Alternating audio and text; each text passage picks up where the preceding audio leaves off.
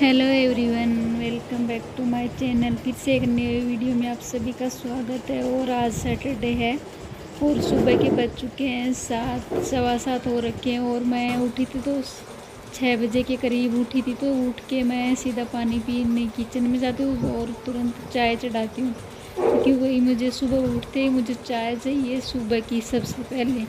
उसके लिए मुझे जल्दी हो ही रहती है कि जल्दी से चाय पीऊँ। तो मैंने चाय वाय पी ली। तो चाय वाय पीने के बाद मैंने झाड़ू भी लगा दिया है।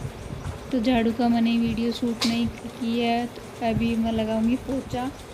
तो वो बाहर में पोछा, पहले तो मैं बाहर में आंगन में गेट के आगे लगाती हूँ।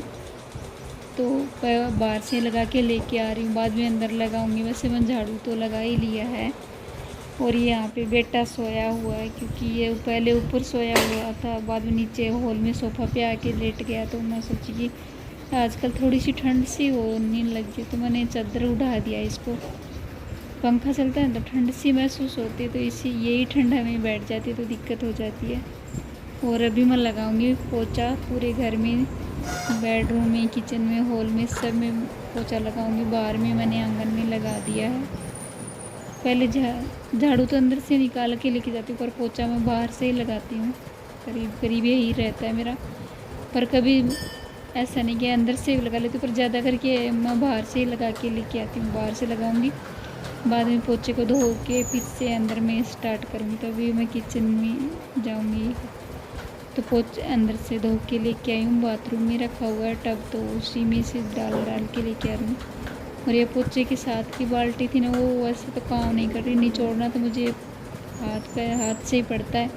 निचोड़ने वाला उसका ख़राब हो गया, क्योंकि वो घूमता नहीं है, तो इसीलिए वो पर चलता है। देखते हैं, जब तक काम चल रहा है तब तक तो नहीं मंगवाऊँगी।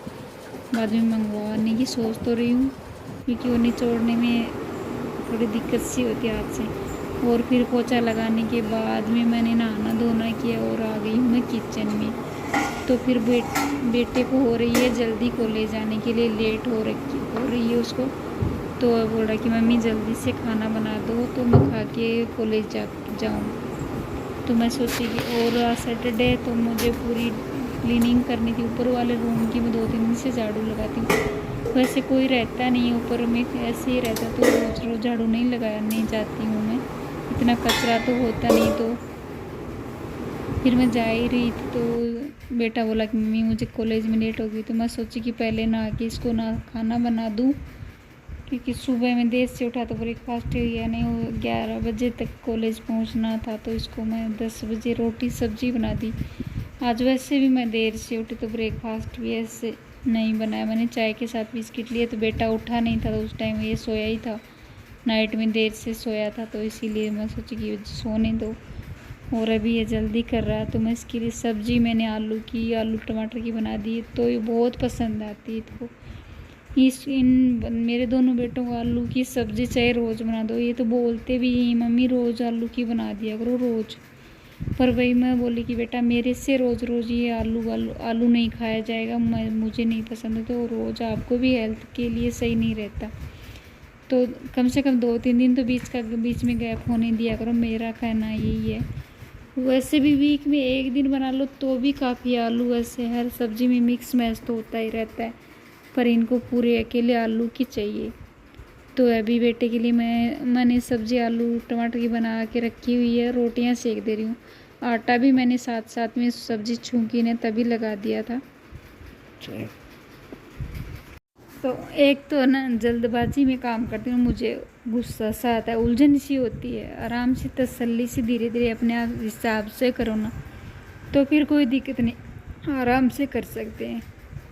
तो पर बेटे को जल्दी है तो जल्दी बनाना। पता नहीं कभी कभी मेरी आवाज़ को क्या हो जाता है सॉरी, पता नहीं क्या मिस्टेक हो रखी है गले में। ऊपर जाने का टाइम आ गया कि पता नहीं।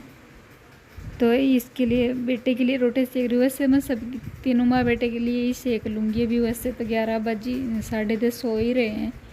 11:30 बजे लंच हो जाएगा। वो बड़ा वाला आएगा, वो भी जल्दी करेगा, अभी तो वो नहा रहा है।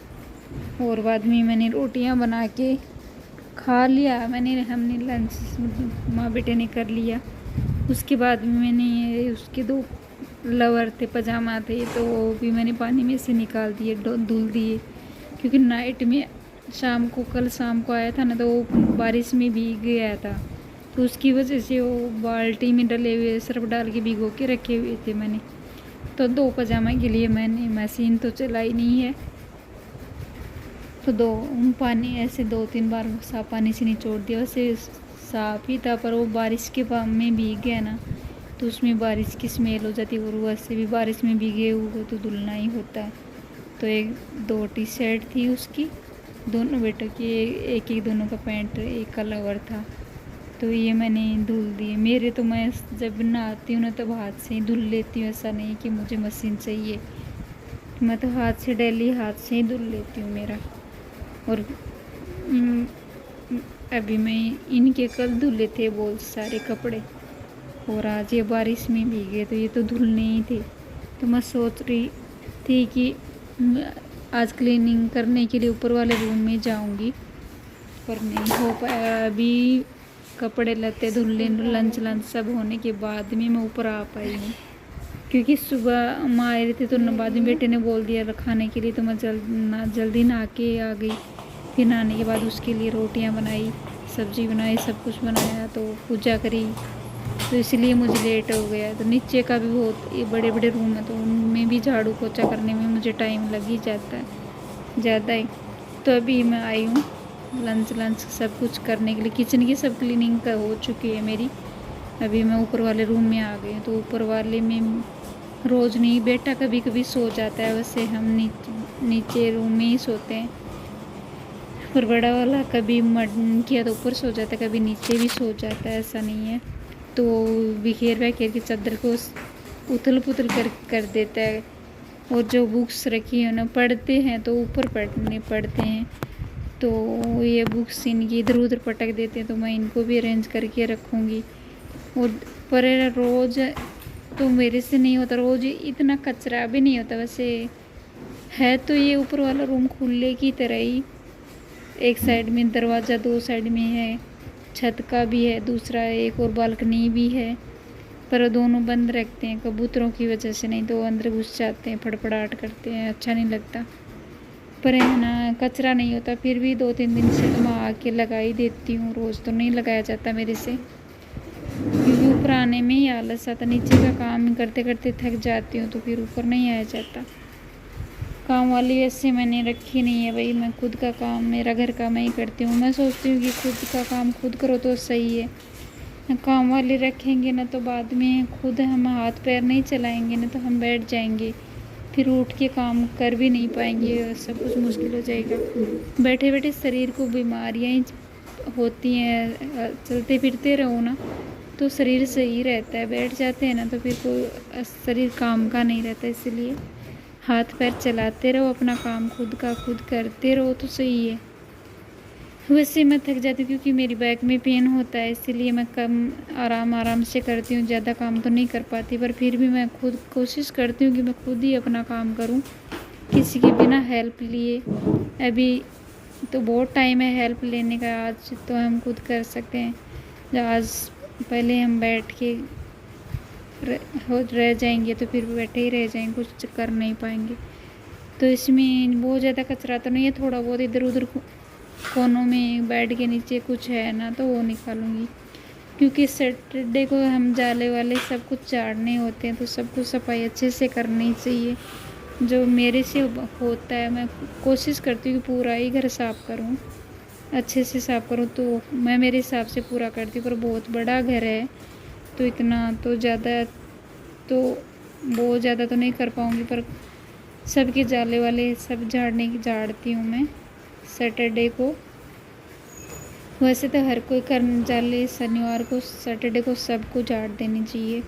अपने घर की साफ़ सफाई करनी ज़रूरी होती है, सुना है मैंने, तो सब कोई करता है। पर मैं मेरा बता रही हूँ, तो मेरा सैटरडे का रूटीन यही है कि मैं तो नीचे वालों की तो मैं रोज़ ही करती हूँ रहती हूँ, तो उनमें तो इतना नहीं होता।